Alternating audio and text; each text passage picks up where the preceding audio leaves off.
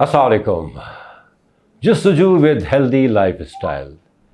मैं हनीफ मोहम्मद डॉक्टर शबाना नाज और डॉक्टर नसरुल्लाह राना साहब के साथ हाजिर। आज हम बात करेंगे फ्रोज़न शोल्डर के बारे में। जी, फ्रोज़न फूड के बारे में नहीं। हाँ, उसमें भी थोड़ी बात हो जाएगी, लेकिन हम स्पेशली आज कोशिश करेंगे कि फ्रोज़न शोल्डर के बारे में जो इश्यूज़ उठ रहे हैं और जो प्रॉब्लम्स हो रहे हैं उसको किस तरह सॉल्व किया जाए।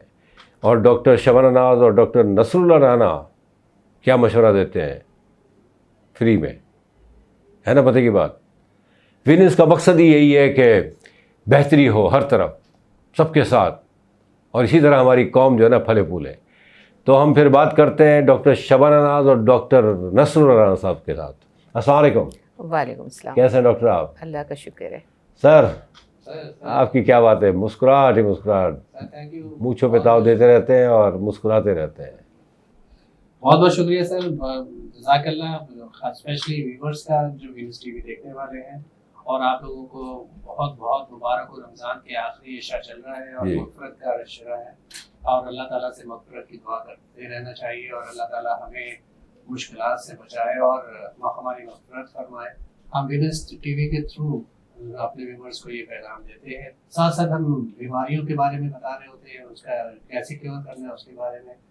तो सर बहुत बहुत शुक्रिया। नहीं sir, thank you very much, welcome. बिल्कुल, डॉक्टर नसरुल्लाह राना साहब ने बड़ी अच्छी बात की कि आज 24वां रोज़ा है, आखिरी अशरा है, और अल्हम्दुलिल्लाह अल्लाह ने बड़ा करम किया, खैर और आफियत के साथ, बड़े अच्छे मौसम के साथ, बड़ा अच्छा वक्त गुजरा। यानी बिलीव इट और नॉट, ऑलमोस्ट सबका यही कहना है कि पता ही नहीं चला। अल्लाह ताला हमारे आने वाले सारे साल इसी तरह खैर और आफियत से गुजार दे, और हम आपस में मिलजुल कर मामलात को सुलझाते रहें। जी डॉक्टर साहबा, shoulder frozen shoulder, actually frozen से मेरे मुंह में जो है ना वो फ्रोज़न फूड ही आ जाता है, तो माफ़ कीजिएगा, उसके बारे में बात करूंगा मैं आपसे। तो ये क्या है, ये क्या चीज़ें, करीब पुराना है मामला, लेकिन आज हमने कभी इसके बारे में आज तक किसी प्रोग्राम में बात की नहीं है मेरे ख्याल से। जी, बिस्मिल्लाहिर्रहमानिर्रहीम, बहुत शुक्रिया। अच्छा, अभी आपने जो बात की कि भाई रमज़ान आया गुजर गया, पता भी नहीं चला। असल में होता ये है कि जब आप सेहत के साथ ज़िंदगी गुजार रहे हो और कोई आपको प्रॉब्लम नहीं हो, तो हर इबादत बहुत आसानी से वो महीना आता है और गुजर। अगर खुदा ना खास्ता कोई प्रॉब्लम हो तो वो तकलीफ़ दे लम्हा इतना ज़्यादा तवील हो जाता है कि हमें वो चीज़ बहुत भारी पड़ती है। बिल्कुल इसी तरह से अल्लाह ताला का शुक्र है कि आप लोग और हम, हमारी वीनस टीवी की पूरी टीम जो है वो ड्यूरिंग रमज़ान, वैसे तो हम लोग कर ही रहे हैं, ड्यूरिंग रमज़ान भी हमने इन चीज़ों को कवर करने की कोशिश की, जिसमें बहुत सारे इश्यूज़ थे। लेकिन जैसे फ्रोज़न शोल्डर की बात है तो इसको हमने वाकई अभी तक डिस्कस नहीं किया, और मेरा ख्याल है अभी आज भी और हम फिर नेक्स्ट प्रोग्राम्स में भी इसको हम रिलेट करके बताएंगे, दूसरी बीमारियों के साथ भी ये हो जाता है। अच्छा, फ्रोज़न शोल्डर नाम से पता चल रहा है। अच्छा, आम आदमी इसको फ्रोज़न शोल्डर कहता है। फ्रोज़न शोल्डर का मतलब है जैसे शोल्डर फ्रीज़ हो गया, आपके शोल्डर की मूवमेंट्स ख़त्म हो गई। इसके कई नाम हैं। आम आदमी फ्रोज़न शोल्डर कहता है, डॉक्टर इसको एडहेसिव कैप्सुलाइटिस भी कहते हैं, इसको टेंडिनाइटिस भी कहा जाता है, साइनोवाइटिस भी कहा जाता है। तो इस कफ रोटेटर इंजरी भी, ये सारी चीज़ें जो है वो ये अपने फ्रोज़न शोल्डर के ही ज़मरे में आती हैं।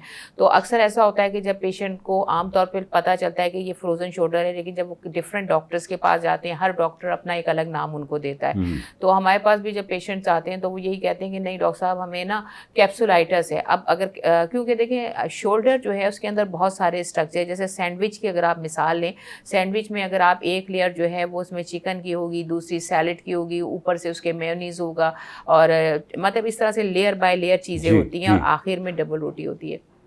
बिल्कुल इसी तरह से हमारा ये जो शोल्डर जॉइंट है इसमें लेयर्स हैं। सबसे नीचे बोन होती है, बोन के ऊपर फिर उसके मसल्स हैं, लिगामेंट्स हैं, फेशा है, कैप्सूल है, और ये सारी चीज़ें मिलके जो फ्रोज़न शोल्डर के ऊपर जगह में होती हैं।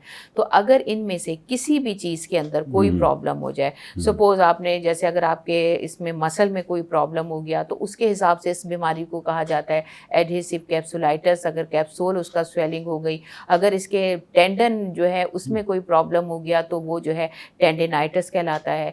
कफ रोटेटर इंजरी कहलाती है। इसके अलावा इम्पिजमेंट, ये सारी चीज़ें जो हैं वो रिलेट करती हैं शोल्डर से, और जिसकी वजह से हमारी मूवमेंट जो है वो रिस्ट्रिक्टेड हो जाती हैं, हमारे हाथ की मूवमेंट प्रॉपर नहीं होती। इसको हम फिर फ्रोज़न शोल्डर कहते हैं। यानी उनकी वजह इन सब में से कुछ भी हो सकती हैं। कोई चोट लगी हो जिसकी वजह से कोई मसल डैमेज हो गया हो, या फिर गलत सोने की, गलत पॉस्चर की वजह से, या ओवर हेड जितनी भी मूवमेंट है, जैसे जो लोग बहुत ज़्यादा ओवर हेड मूवमेंट करते हैं, वज़न उठाते हैं सर पे, या बहुत सारे ऐसे स्पोर्ट्स पर्सनस हैं जो इस तरह के स्पोर्ट्स खेलते हैं जिसमें ओवर हेड मूवमेंट्स होती हैं, तो उसमें भी आपका सुप्रास्पाइनेटस एक मसल होता है शोल्डर पे, उसमें भी इन्फ्लेमेशन हो सकती है जिसकी वजह से इम्पीचमेंट होती है।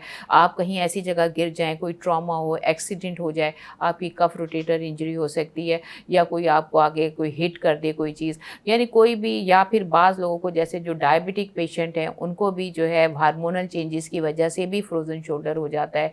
या फिर पेशेंट बहुत अरसे तक बेड रिडन है और उसको शोल्डर में कोई प्रॉब्लम नहीं है, लेकिन उसने मूवमेंट नहीं की, मोबिलिटी जैसे हमने पहले भी जी, कहा, एग्जैक्टली। मूवमेंट करना छोड़ दी, तो ऑटोमेटिकली आहिस्ता आहिस्ता जो है वो आपकी मूवमेंट ख़त्म हो जाती है और आपकी मूवमेंट पेनफुल हो जाती है। अच्छा डॉक्टर साहब, वो एक ही तरह से बैठना भी तो आता है ना कि आप कंटिन्यूसली बैठ गए तो वो भी आपके शोल्डर पे अगर प्रेशर आया तो कंटिन्यूसली जो जो है ना फ्रोज़न शोल्डर, ये तो खैर, और इसकी आपने 5-6 चीज़ें ऐसी बताई कि जो उससे रिलेटेड है। जी जी, वजह फ्रोज़न शोल्डर ही है, लेकिन उसमें कई चीज़ें हैं उसमें बिल्कुल, शामिल। हाँ।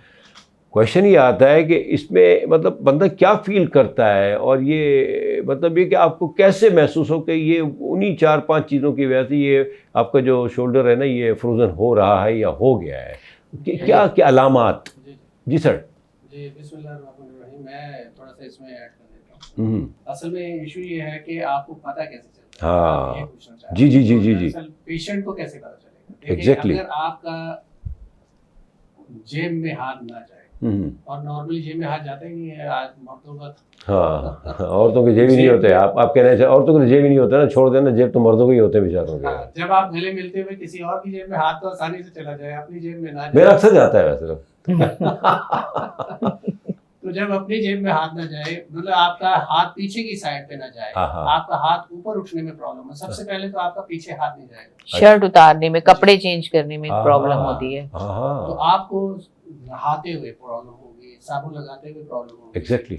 आप वॉशरूम जाते हैं, वॉशरूम में आपको जाहिर है कि जिस्म पे हाथ लगाते हैं, मूवमेंट जो आपकी है उसमें आपको अनकंफर्ट हो जाए बंदा जी, ना। बिल्कुल।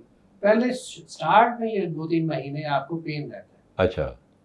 मतलब शोल्डर में पेन होगा, फिर उसके बाद ये फ्रीज होना शुरू होता है, फिर आपको पेन कम होता है, आपकी मूवमेंट रिस्ट्रिक्टेड हो जाती हाँ हाँ, है। ये दूसरी फेज है। फिर तीसरी फेज में ये है कि आप एक्चुअली ये है कि ये लोग समझते हैं इसको बहुत आसानी से ये ट्रीट हो जाता है, लेकिन क्योंकि ये इसको अमूमन ट्रीटमेंट में या ठीक होने में 1 साल से 1.5 साल लग सकता ओहो। है। तो लेकिन ये है कि अगर आप प्रॉपर किसी डॉक्टर के पास जा रहे हैं और आप उनसे सही गाइडलाइन आपको दे रहा है, तो आप इनिशियली इसको ट्रीट कर सकते हैं। तो ये सारी चीज़ें, असल चीज़ ये है कि होता किस तरह है। जी। जैसे डॉक्टर शिवाना ने कहा कि ये आपको किसी चोट लगने की वजह से हो सकता है, ओवरहेड मूवमेंट की वजह से हो सकता है। बहुत सारे ऐसे लोग, खासकर जो हेयर ड्रेसर होते हैं, उनको हो सकती प्रॉब्लम, या इलेक्ट्रिशियंस जो रूफ सीलिंग पे काम कर रहे होते हैं, ऊपर हाथ उठा के काम कर रहे होते हैं, उनको ये प्रॉब्लम हो सकती है। चोट अपनी जगह ठीक है, लेकिन इसके अलावा वो लोग जो स्पेशली रात को लेट के मोबाइल इस्तेमाल करते हैं, क्योंकि हाथ को उठा के ऊपर रखना, खासकर इस पोजीशन में हाथ को मुस्तकिल रखना और बगैर सहारे के आपने हाथ उठा के रखा हुआ है, तो शुरू में आपको शोल्डर में पेन होगा। और कभी कभी ये रिलेट करता है आपको, आपके सर्वाइकल स्पॉन्डिलोसिस भी इसके साथ रिलेट होता है, क्योंकि गलत तकिए का इस्तेमाल, गलत पोस्चर की वजह से भी आपको ये हो सकता है। कोशिश ये करनी चाहिए कि आप सोते हुए पिलो का इस्तेमाल स्पेशली ये बहुत देखभाल के करना चाहिए, और वो हमारी गाइडलाइन हम लोग देते रहते हैं। जी जी। हमारे प्रोग्राम आप लोगों को मिल सकती है कि हमने सर्वाइकल पे बहुत दफ़ा बात की जी। तो आपने जो सर्वाइकल, एक्चुअली कभी कभी ऐसा होता है कि आपको इनिशियल सर्वाइकल होता है, फिर उसके बाद आपको हाथ में दर्द आना शुरू होता है। सर्वाइकल से मुराद ये है कि आपका नर्व कंप्रेशन होती है, एग्जैक्टली। फिर आपके हाथ में रेडिएट करता है पेन। उसके बाद ये है कि आप हाथ की मूवमेंट रोक देते हैं, जिसकी वजह से आहिस्ता आहिस्ता आपके शोल्डर की मूवमेंट भी कम हो कम हो जाती है। जाती है, और आपके पेन होने की वजह से आप उसको पेन मतलब शोल्डर की मूवमेंट नहीं करते तो फ्रीज होना पेन से बचने के लिए आप उसको कम मूव करते हैं और वो आगे जाके आपका जो है ना इसीलिए रीजन ही यही होती है। वैसे आपको पेन महसूस नहीं होता ना आमतौर पे, अगर आप ऐसे बैठे हैं, इसका पेन होता ही मूवमेंट से। आप जब कोई काम करेंगे, हाथ को मूव करेंगे तो आपको दर्द होगा, तो पेशेंट उसको मूव ही नहीं करता, जाहिर है वो कहते हैं दर्द होता है, तो इसी तरह से ये अगले स्टेज में आ जाता है। अच्छा डॉक्टर साहब, देखिए पहले भी ये बात रही है, हमने कई बार ये जिक्र किया है कि मोबाइल का use no doubt one of the best invention you can say, I mean one of the best, I mean इससे बड़ी चीज़ें आसान हुई हैं, लेकिन ज़िंदगी मुश्किल भी बहुत हो गई है। हम अपनों से दूर हो गए हैं, जो करीब है उनके हम करीब ही नहीं हैं, जो दूर है उनके हम करीब होने के चक्कर में होते हैं। फिर ये लेट के जो है ना, ये लेट के मोबाइल का यूज़ करना, ये तो बहुत बड़ा अजाब है। ये आँखों पे भी असर पड़ता है आपके। अब ये देखें, एक फ्रोजन शोल्डर की भी इसी वजह से एक अलामत आ रही है कि इसकी वजह से भी हो सकता है आपका शोल्डर, क्योंकि वो आपकी वेन जो है ना वो मुसलसल दब रही होगी, आप हाथ उठा के ही देख रहते हो, मतलब वो it's very bad, I mean you can से। तो ये मोबाइल का यूज़, खैर अब से हम क्या बात करें, अभी तो कोशिश हमारी यही है कि इसको मिनिमाइज़ कैसे किया जाए इन चीज़ों को, ताकि ये चीज़ ना हो। आपने बड़ी अच्छी बात की कि आपके हाथ की मूवमेंट की ये कर देते कि दर्द हो रहा है किसी को ना, तो वो फिर उसको देखे और चेक करे कि क्या है नहीं है। और हमने हमेशा कहा है कि डॉक्टर, प्लीज़ आप इमीडिएटली डॉक्टर से कंसल्ट करें, ना कि अपने तजुर्बात घर पे करें। ये यंग जो बच्चे हैं ना, उनमें ये आप इन दिनों में बहुत ज़्यादा आपने देखा होगा कि असल में जिक्र कर रही थी डॉक्टर शबाना कि जो डायबिटीज़ पेशेंट है, जो जिनको हार्मोनल डिसऑर्डर है, उन पेशेंट में ये हो सकता है। और लेकिन ये यंग बच्चों में भी ये फ्रोजन शोल्डर के बहुत ज़्यादा केसेस सामने आने शुरू हो गए। उसकी वजह मैंने अभी जिक्र किया ना मोबाइल का इस्तेमाल, आप जैसे तो मोबाइल के इस्तेमाल बहुत ज़्यादा बढ़ गया है। लैपटॉप, डेस्कटॉप वगैरह वो बहुत ज़्यादा घर से झुका के काम करते रहते हैं, और ख़ासकर एक पोस्चर में। ये बहुत ज़्यादा इम्पोर्टेंट बात है कि आप लोग जिस चीज़ को, जिस गैजेट को इस्तेमाल कर रहे हैं, उसकी पोजीशंस को आप बहुत ज़्यादा आपने देखना है उसको ध्यान से, क्योंकि अगर आपके फ्रंट पे कोई चीज़ है तो आप उसको सामने से देखें, ना कि अगर ऐसी कोई आपने साइड में रखी हुई कोई चीज़ है और उठा के आप उसको साइड में देख रहे हैं, मुस्तकिल एक साइड में गर्दन किए हुए, तो आपको ये प्रॉब्लम हो सकती है। आपने अभी जिक्र कर रहे थे, इन्वेंशन तो बहुत अच्छी है जी, लेकिन इसके बाद ही सर्वाइकल के केसेस बढ़े। लेट के मोबाइल इस्तेमाल करने के लिए सर्वाइकल है, फ्रोजन है, फिर आपके पोस्चर, गलत पोस्चर की वजह से आपको लोअर बैक और स्पाइनल प्रॉब्लम। तो बच्चों में भी ये चीज़ें बढ़ती चली जाती है। मोबाइल का इस्तेमाल बच्चों में बहुत ज़्यादा होने लगा है, लेकिन एक चीज़ है कि चोट असल चीज़ वजह है बहुत ज़्यादा। अगर खुदा न खास्ता कहीं आप गिर गए हैं, यंग एज में होता क्या है कि आप गिरते हैं तो उसमें यह है कि आप केयर नहीं करते और आप ठीक भी हो जाते कुछ दिन के लिए, लेकिन अंदर क्योंकि इन्फ्लेमेशन हो चुकी होती है, उसके लिए आपने किसी डॉक्टर से कंसर्न नहीं किया था, तो वो ऐसा ऐसा फ्रीज होना शुरू हो जाता है। तो ये असल चीज़ें हैं। अच्छा, एक और चीज़ जो बच्चों में आजकल मैंने देखी है, मेरे नवासे हैं, जब वो नीचे बैठ के दस्तरखान पे खाना खाते हैं तो वो उठते वक्त उनके जो सुन हो जाते हैं पैर वगैरह। ये एक बात आई है मेरे ध्यान में, तो मैंने कहा इसकी भी गाइडलाइंस दी जाए कि अभी यंग बच्चे हैं, they suppose to be very active, I mean very energetic, I mean, तो ये क्यों, मतलब ये कि सुन हो जाना, बड़ी उम्रों के तो हो जाते हैं क्योंकि वो एक उम्र होती है, you can say, I mean if you are sitting downstairs, अब बड़े तो के टेबलों पे बैठ रहे हैं, कुछ डाइनिंग टेबल पे, तो ये बच्चों का बैठना और इसका होना, इसकी क्या वजह हो सकती है?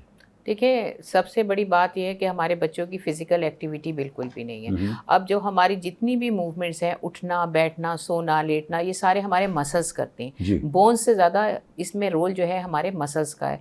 अगर आपके मसल्स वीक हैं, मसल्स का एक्शन वीक है, तो आपको खुद ब खुद जो है ये प्रॉब्लम्स आना शुरू हो जाते हैं। बच्चे फ़िज़िकल एक्टिविटी नहीं करते, बच्चे क्योंकि कवर्ड एरियाज़ में रहते हैं। जब बच्चे फ़िज़िकल एक्टिविटी करते हैं, बाहर ग्राउंड्स में जाते हैं, धूप में जाते हैं, विटामिन डी उनका लेवल कंट्रोल में होता है। अब होता क्या है कि बच्चे बेचारे जो हैं वो धूप में तो बिल्कुल निकलते ही नहीं हैं, बच्चों की फ़िज़िकल एक्टिविटी नहीं है, घंटों बैठे हुए जैसे मोबाइल और ये डेस्कटॉप और ये सारे लैपटॉप वगैरह यूज़ करते रहते हैं, तो इसकी वजह से क्या है उनके मसल्स वीक हो जाते हैं। अब एक मसल्स को आप इस्तेमाल ही नहीं कर रहे हैं तो ज़ाहिर है उसमें वीकनेस होगी। सेकंड जो है वो इनकी जंक फूड और डाइट है। आप ये देखिए आजकल के जितने भी बच्चे हैं वो हेल्दी फूड नहीं खाते, बच्चे सब्जियों से कोसों दूर हैं। पहले जैसे कहा जाता है कि बच्चों का विटामिन डी और कैल्शियम के लिए विटामिन डी हमेशा हम बताते हैं। अब ये नहीं कि बच्चे को 1 ग्लास दूध दे दिया लेकिन उस दूध पिला रहे हैं लेकिन उसका विटामिन डी लेवल नहीं है, तो जो आपने कैल्शियम ले रहे हैं तो वो एब्जॉर्ब ही नहीं हो रहा, बॉडी में इस्तेमाल ही नहीं होता, तो इस वजह से बच्चों की कैल्शियम डेफिशिएंसी होगी। और कैल्शियम के कई रोल हैं, खाली हड्डियों और दांतों में नहीं, इसके अलावा मसल्स में, आपके हार्ट के, आपकी बॉडी के तमाम सिस्टम में भी जो है वो कैल्शियम का रोल है। तो अब क्या होता है, ब्लड प्रेशर हमारा कैल्शियम मेंटेन करता है, तो ये सारी चीज़ें जो हैं हमारी डिस्टर्ब होती हैं जब आपका कैल्शियम लेवल मेंटेन नहीं होता। अब हमें ये चाहिए कि इन बच्चों को फिजिकल एक्टिविटी की तरफ जाएं, बिल्कुल, बजाय इसके कि उनको ये जंक फूड्स और जितने भी ये जो प्रोसेस्ड फूड हैं जितने भी, उन फूड्स से बच्चों को बचाएं, क्योंकि उनके अंदर जो है वो हेल्दी मटेरियल नहीं होता, जो न्यूट्रिएंट होने चाहिए वो नहीं होते। आप उनको नेचुरल डाइट पे रखें, फ्रूट्स पे रखें। जी डॉक्टर साहब, आप देखिए पेरेंट्स की तो ख्वाहिश रहती है कि मतलब वो नेचुरल डाइट पे ही रहे। खैर आप तो माएँ, आप तो अक्सर इसको फेस करती होंगी नेचुरली। पिछले दिनों भी आपने कहा था कि वो बच्चे ने कहा कि मुझे आज बाहर से मंगवाना है, डॉक्टर साहब ने बड़ी फेवर की थी उनकी, जो कि बहुत बुरी बात किया था। आप मुझे याद आ गई, देखिए मेमोरी थोड़ी बहुत अच्छी रह गई है मेरी। तो हम पेरेंट्स तो कोशिश करते हैं, लेकिन इतनी चीज़ें आ गई हैं मार्केट में, I mean unbelievable. I mean हालांकि घर का खाना, मैं तो कहता हूँ घर का जहर भी अच्छा बाहर के खाने से, सॉरी टू से, आई मीन, क्योंकि वो कमर्शलाइज है। उनका तो काम है कि पता नहीं कब तक वो ऑयल चेंज करते हैं, वो भी बात की थी हमने पिछले दिनों। उनको कोई पता ही नहीं है ना, why should they take care, I mean what for, I mean. तो इसीलिए, लेकिन अब ये बच्चों को संभालना पेरेंट्स का काम है, जो कोशिश वो करते हैं बेचारे। इसके बावजूद भी बच्चे, एक तो सॉफ्ट ड्रिंक का अजाब है, हमें पता है कि हर लिहाज से ये नुकसानदेह है। लाल शरबत भी अगर देखा जाए तो ये भी मतलब, लेकिन ठीक है रमज़ान का एक महीने में चलो ठीक है, मीठा हम बहुत ज़्यादा खा लेते हैं रमज़ान में, लेकिन ये जो बाहर की जो जंक फूड है, ये फास्ट फूड है, इसका, और यही वजह है आपका कहना है कि जो बैठ के बच्चे नीचे बैठते हैं तो उनकी चूँकि मसल्स की मूवमेंट नहीं है, तो उठते वक्त वो जो आपकी कोई नर्व आपकी मेरे ख्याल से प्रेस हो जाती है। नहीं, मसल्स कमज़ोर हैं। देखिए मसल्स का काम है, अब जैसे हम बैठे हैं तो हमारे बैक के मसल एंटी ग्रेविटी मसल्स हैं, ये हमें ऐसे स्टैंडिंग पोजीशन में अगेंस्ट ग्रेविटी हमें उठा के रखे हुए। अगर जिन लोगों के मसल्स कमज़ोर, जैसे पार्किंसन में ऐसा होता है कि फॉरवर्ड मूवमेंट शुरू हो जाती है, आपके बैक के मसल्स जो हैं वो कमज़ोर हो जाते हैं और आपके जो है आपके, इसलिए आप आगे की तरफ झुकते जाते हैं। ऐसी ओल्ड एज में आपके बैक के मसल कमज़ोर हो जाते हैं, वो अगेंस्ट ग्रेविटी आपको सीधा नहीं रख सकते। अल्लाह ताला ने जितने मसल्स बनाए उनका अलग अलग एक्शन है। अब जैसे मैं हाथ बैंड कर रही हूँ तो ये हमारे अलग से हमारे बाइसेप्स मसल्स हैं जो हमारे हाथों को हाथ सीधा करने में हमारे एक्सटेंसर्स काम करें, ट्राइसेप्स, तो इसी तरह से हर बॉडी का मसल है। अब बच्चे जो हैं वो बैठे रहते हैं तो उनके लेग्स के मसल्स वीक होते हैं, बैक के मसल्स वीक होते हैं। जाहिर है ये मसल्स कैसे स्ट्रांग होंगे? मसल्स की जो खुराक है वो एक्सरसाइज है, वॉक है। तो जब आप प्रॉपर एक्सरसाइज नहीं करें, प्रॉपर वॉक नहीं करें, प्रॉपर एक्टिविटी और उसके साथ साथ न्यूट्रिशन, अब जब आप एक्टिविटी और एक्सरसाइज करते हैं आपको एनर्जी की ज़रूरत होती है। एनर्जी कहाँ से आती है? कार्बोहाइड्रेट से। कार्बोहाइड्रेट आते हैं हमारी डाइट से। जब आप हेल्दी डाइट लेते हैं, प्रॉपर आपको कार्ब्स मिलते हैं, हेल्दी कार्बोहाइड्रेट, गुड कार्बोहाइड्रेट्स, तो वो क्योंकि दोनों तरह के कार्ब्स हैं, आप गुड कार्बोहाइड्रेट्स लेते हैं, उससे आपको अच्छी एनर्जी मिलती है और आपकी जो एक्स्ट्रा एनर्जी है वो आपकी स्टोर हो जाती है। और जब आप कोई एक्टिविटी करते हैं, स्पोर्ट्स में जाते हैं, तो वो एनर्जी यूटिलाइज होती है। अब हम जो चीज़ें इस्तेमाल करते हैं उसमें आपके अच्छे जो है वो आपके कार्ब्स नहीं होते, एनर्जी आपकी स्टोर नहीं होती, थोड़ा सा चलते हैं तो बच्चे थक जाते हैं, मसल्स उनके वर्क नहीं करते। ये है एक्चुअली रीज़न। अच्छा, तो इसका मतलब ये हो कि देखें हम जो पेरेंट फादर्स हैं तो हम तो भारी होते हैं, है ना डॉक्टर साहब, मतलब बाहर की भाग दौड़, और तो ये माओ की जिम्मेदारी को और बढ़ा देते हैं हम लोग कि भाई हमें बाहर निकाल भी दिया जाता है। हाँ खैर, अब मैं नहीं चाहता कि ये बात बोलता मैं कि एक बात मैं ज़रा सा, सॉरी विद ड्यू रिस्पेक्ट ना, जो जिम्मेदारी मैं देना चाह रहा था माओ को, बड़ा आप समझा करें ना डॉक्टर साहब, ताकि हम और ईजी हो जाए। आप देखें खाने पे तो आप तवज्जो देते हैं, being a mother, I mean सारी माएँ ना, तो क्या ही अच्छा है कि इनकी एक्टिविटी पे भी नज़र रखें आपके, भाई ठीक है बैठ दिए बेटा बहुत देर ना, थोड़ा मूव करो, है राइट डॉक्टर साहब? थोड़ा सा इसमें एक चीज का मैं थोड़ा सा कह दूं, क्योंकि बच्चों की आप बात कर रहे हैं तो बच्चों की हम मसल्स की बात कर रहे हैं, तो बच्चों में एक चीज डेवलप हो जाती है, उनका टेस्ट जैसे डेवलप हो जाता है। बच्चे जो है, हम अक्सर जिक्र करते हैं कि उनको मसल्स की स्ट्रेंथन के लिए उनको प्रोटीन की जरूरत थी, जैसे विटामिन डी का जिक्र किया है, उन्हें डेयरी आइटम्स में होती है, बच्चे पसंद ही नहीं करते। अब देखें ना कि हमें याद है कि हमें माँ बाप जो है एक गिलास दूध, अंडा जरूर दिया करते थे, एक केला जरूर दिया करते थे। तो बच्चों को अगर ये डाइट में ये केला, अगर छोटे बच्चे हैं तो बड़े हैं तो उसको 2 या 3, या अगर वो एक्सरसाइज की तरफ है तो इसको बढ़ाई भी जा सकती है खुराक। इसके अलावा दूध है, अंडे हैं, ये उनकी प्रोडक्ट जो है उनकी डाइट का एक हिस्सा होना चाहिए, ताकि वो उनकी ग्रोथ हो, मसल्स की ग्रोथ हो।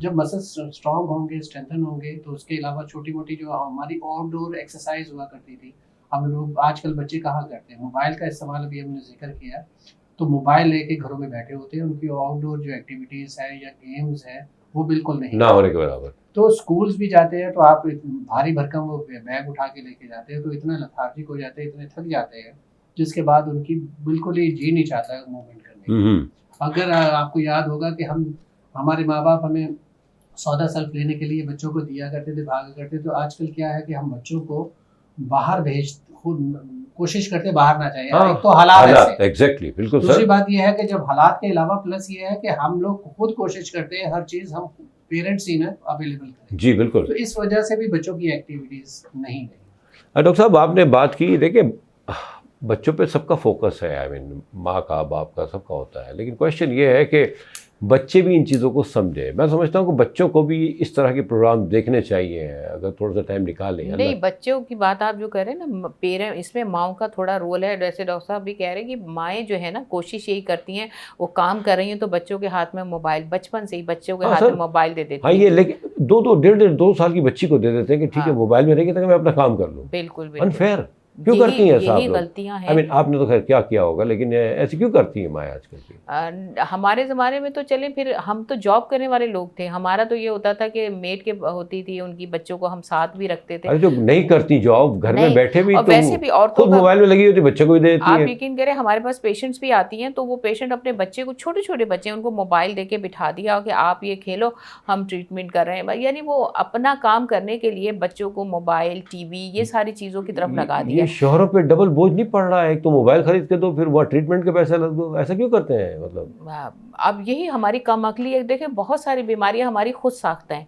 अगर हेल्दी लाइफ स्टाइल, हमारे प्रोग्राम का मकसद क्या है? हमारे प्रोग्राम जस्तुजू विद हेल्दी लाइफ स्टाइल बिल्कुल यही है हमारे प्रोग्राम का मतलब, कि आप पहले ये देखें कि क्या प्रॉब्लम्स हैं, उसका रूट कॉज क्या है। और कुछ लोग ये समझते हैं कि रूट कॉज यही कि मेडिसिन ले ली आपने। नहीं, मेडिसिन रूट कॉज आपको रूट कॉज नहीं ख़त्म करती, ख़त्म करता है हेल्दी लाइफ स्टाइल। इसीलिए हम इतनी मेहनत कर रहे हैं। ये प्रोग्राम करने का मकसद यही है कि आप किस तरह से अपनी ज़िंदगी को, अपना उठना बैठना, अपना स्टाइल चेंज करें। अब माँ को ये चाहिए कि बच्चों से मोबाइल स्क्रीन टाइम उनका कम कर दें, तो ऑटोमेटिकली वो उठेंगे किसी काम के लिए, भूख लगे, जब वो मूव करेंगे तो भूख लगेगी, भूख के साथ साथ ज़ाहिर न्यूट्रिशन भी लेंगे, एक्टिविटी भी होगी। तो ये हमारी अपनी भी गलतियाँ हैं कुछ। बस ठीक है। तो ये जो ज़्यादा जो आज की बातों पे मैं देख रहा हूँ कि माओं पे ज़्यादा है, तो आप माओं को ज़रा ख्याल करना चाहिए, क्योंकि हम बाप क्या क्या करें बेचारे, बाहर जाएं, घर बच्चों को देखें, क्या करें। तो आप प्लीज़ ज़रा केयर क्या करें आप माएँ, नॉट यू ओनली, सारी माएँ। माओं को ऑन करना चाहिए अपनी गलती को, जो नहीं माएँ करती हैं। डॉक्टर साहब देखें, आजकल के बच्चे ना, चूँकि अब पहले जैसे नहीं रहे, जैसे डॉक्टर साहब ने कहा कि पहले के ज़माने में खिलाना पिलाना, दूध, अंडा, ये वो, बनाना वगैरह, आजकल के बच्चे तो बनाना से भी दूर है। दूध तो पीना नहीं होता, अंडे नहीं, अंडा नहीं खाना, हमें आप ब्रेड दे दें और वो क्या कॉर्नफ्लेक्स वो दे दें हम, या वो भी नहीं लेते आजकल। नहीं, तो बच्चे बनते कैसे हैं? बच्चा कोरा कागज़ होता है जब पैदा होता है, उसको ट्रेन कौन करता है? पेरेंट्स, माँ हो या बाप। इसमें हम कोई ब्लेम गेम नहीं कर रहे, लेकिन आजकल के बच्चे कैसे बने? आप भी तो पले, हम लोग पले, हमारे पेरेंट्स कहते थे आपने ये खाना खाना है, आपकी हिम्मत नहीं थी, खाने को मना कर एग्जैक्टली। और फिर खाना उठा लिया जाता था टेबल, और उसके बाद आपको दिया नहीं जाता था। हमारे यहाँ तो हमने खुद ऐसा किया है ना। हम तो फिर क्या करते हैं कि भाई ठीक है चिप्स खा लो। बिल्कुल, बल्कि हम मिन्नतें करते हैं बच्चों की कि आप प्लीज खाना खा लो। हमें तो कभी आज तक अलाउ ही नहीं था कि हम खाने को ये कहते हैं आज खाना, खाने को कहा कैसे आपने बुरा। तो आज तक सीधे एग्जैक्टली। यहाँ हम एक छोटा सा ब्रेक लेंगे, और ब्रेक के बाद हम कंटिन्यू करेंगे कि माओं को और पेरेंट फादर्स को भी, आई मीन फादर्स को भी आई मीन, ताकि ये चीज़ें जो है ना ख़त्म हो, अल्लाह करे। एक छोटे से ब्रेक के बाद हम आते हैं। आप प्लीज़ कहीं जाइएगा मत, कोशिश वही है कि सब हेल्दी और वेल्दी रहे। Thank you very much.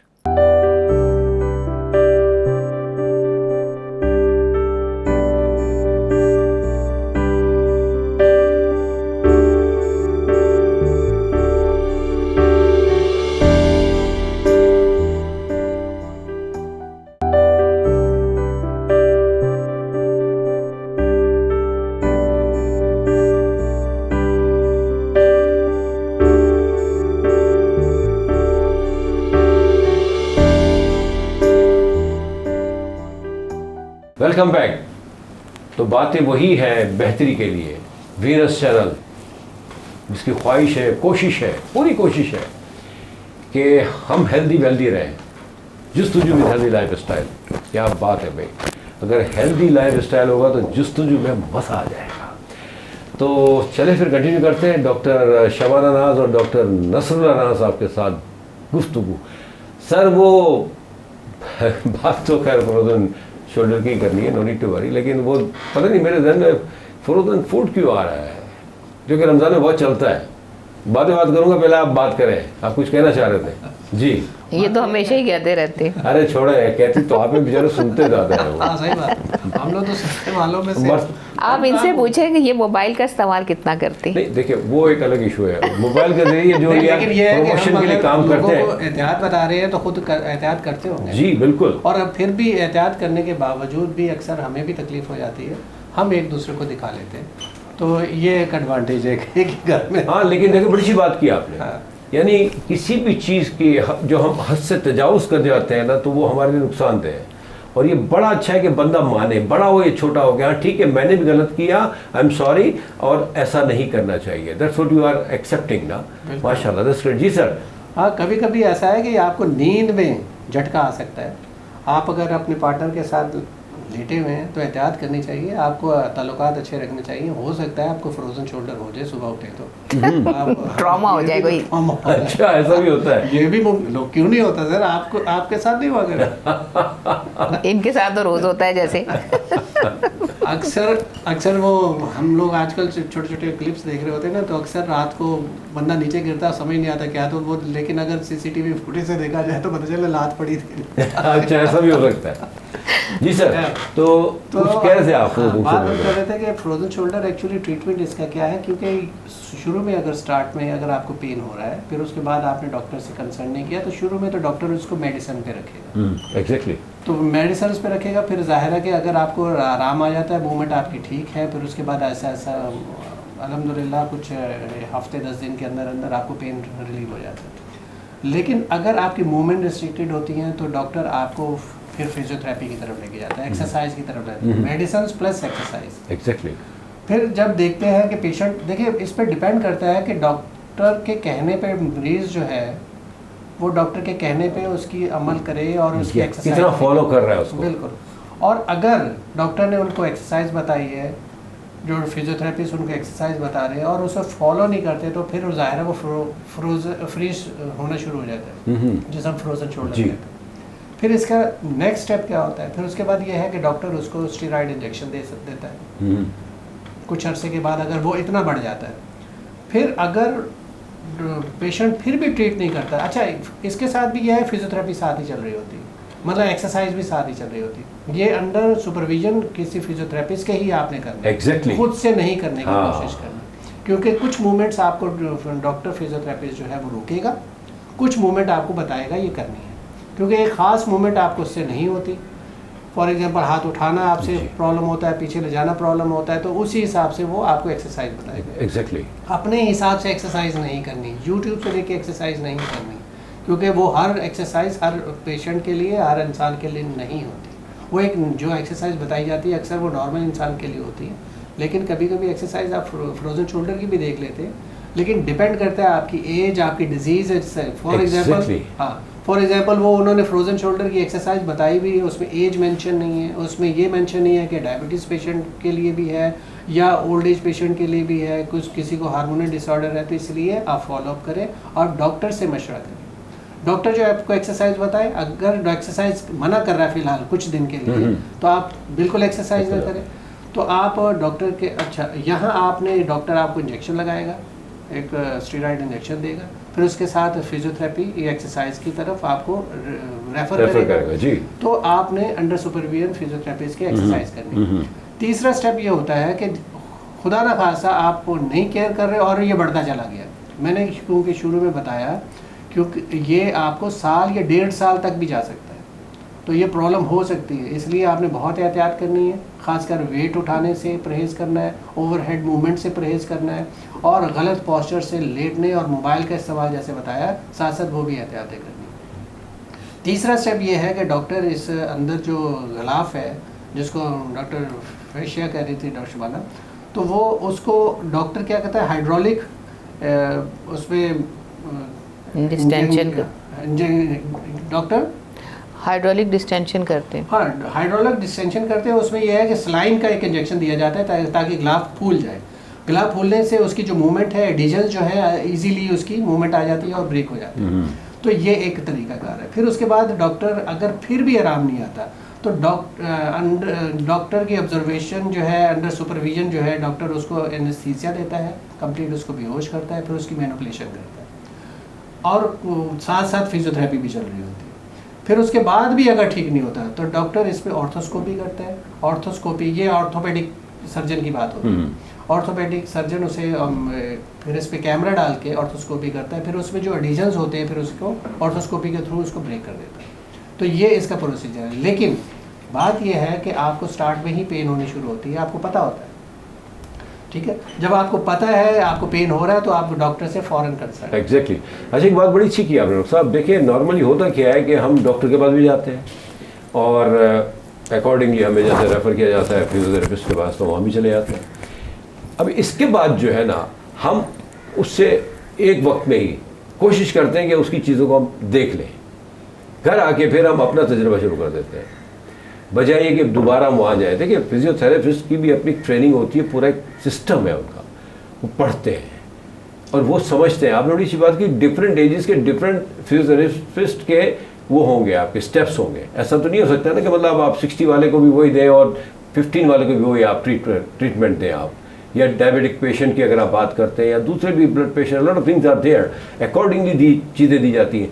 तो मैं समझता हूँ जो हमेशा हम कहते हैं डॉक्टर, और जो आपको डॉक्टर कहता है उसको फॉलो करें, आप उस पर मजीद अपने तजुर्बात ना। एक चीज़ और तो बहुत इंपॉर्टेंट है जी, वो यह है कि अक्सर लोग एक कुछ विजिट करने के बाद वो घर में एक्सरसाइज शुरू कर देते हैं। या ये भी एक बहुत ज़्यादा एक चीज़ यही मैं कह रहा हूँ को बताना चाहूँगा, क्योंकि डॉक्टर जो है, आपका फिजियोथेरेपिस्ट जो है, आपको रेंज बता रहा होता है। आपकी रेंज, आपकी मसल्स की रेंज होती है।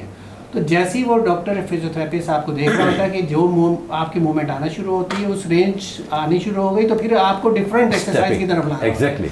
लेकिन आपने एक हफ्ता 10 दिन में जो चीज़ें सीखी थी, आप उसी एक्सरसाइज की तरफ जाते हैं।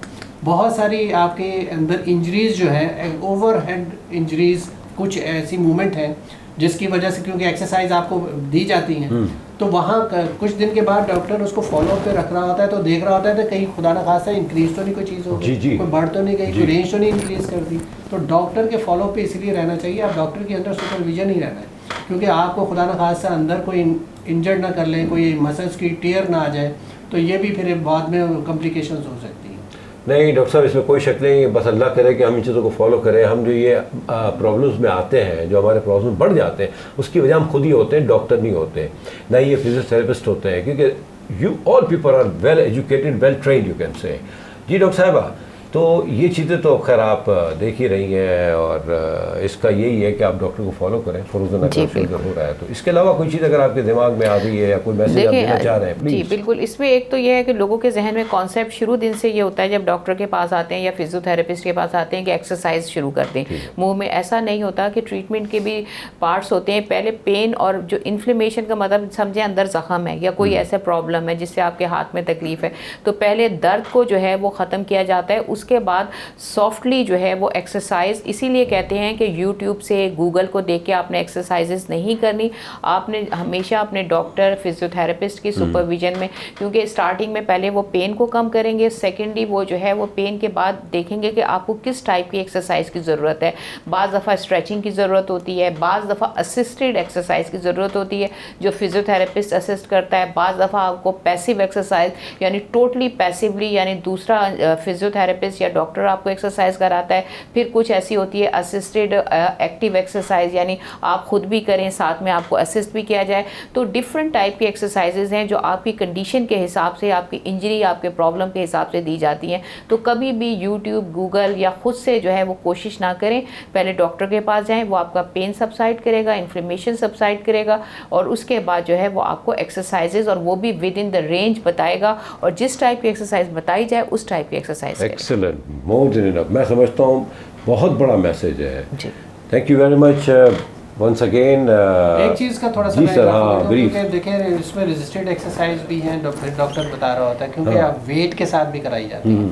जब डॉक्टर देखता है कि पेन सबसाइड हो गई, मूवमेंट आनी शुरू हो गई, फिर मसल्स की स्ट्रेंथन के लिए आपको वेट के साथ एक्सरसाइज कराई जाती है। तो डॉक्टर, ये मैसेज हमारा यही है कि डॉक्टर के अंडर सुपरविजन आप जाएं, आपको डॉक्टर जो बता रहा है उसी तरह जी, करें, बिल्कुल क्योंकि सर। अक्सर होता ये है कि आप जो है ना वेट के साथ एक्सरसाइज करना शुरू करते हैं, मसल्स अब स्ट्रेंथन नहीं है तो आपको टीयर हो सकता है, इंजरी और हो जाती है, डैमेज, जी, मजीद बिल्कुल। लेकिन डॉक्टर देखेगा कि कब आपको ज़रूरत है, तो उसी हिसाब से फिर आपको इस डॉक्टर के पॉइंट ऑफ व्यू से आपने चलना है। ठीक है sir, thank you very much doctor साहब, डॉक्टर नसरुल्लाह राना साहब और डॉक्टर शबानाज। आपने देखा, आपने सुना, मैं समझता हूँ this is more than enough. I mean, अगर आप चाहते हैं कि आपका अगर ये खुदा न खास्ता शोल्डर फ्रोज़न हो गया है या ऐसी कोई अलामतें नज़र आ रही, तो please do consult your doctor, और जैसा वो कहें उसको फॉलो करें, तो इंशाअल्लाह ताला देखें प्रॉब्लम हम खुद ही बढ़ाते हैं। तो हम इन चीज़ों को अगर हम मिनिमाइज़ करेंगे ना, तो इंशाअल्लाह ताला ये चीज़ें ख़त्म हो जाएंगी और हम हेल्दी लाइफ स्टाइल पे आ जाएंगे। और अगर आपका लाइफ स्टाइल हेल्दी होगा तो जस्तुजू में आपके 4 चांद लग जाएंगे। अपना बहुत ख्याल रखिएगा। इंशाअल्लाह अगले प्रोग्राम में एक नए टॉपिक के साथ हम मिलते हैं। अल्लाह ने के बाद।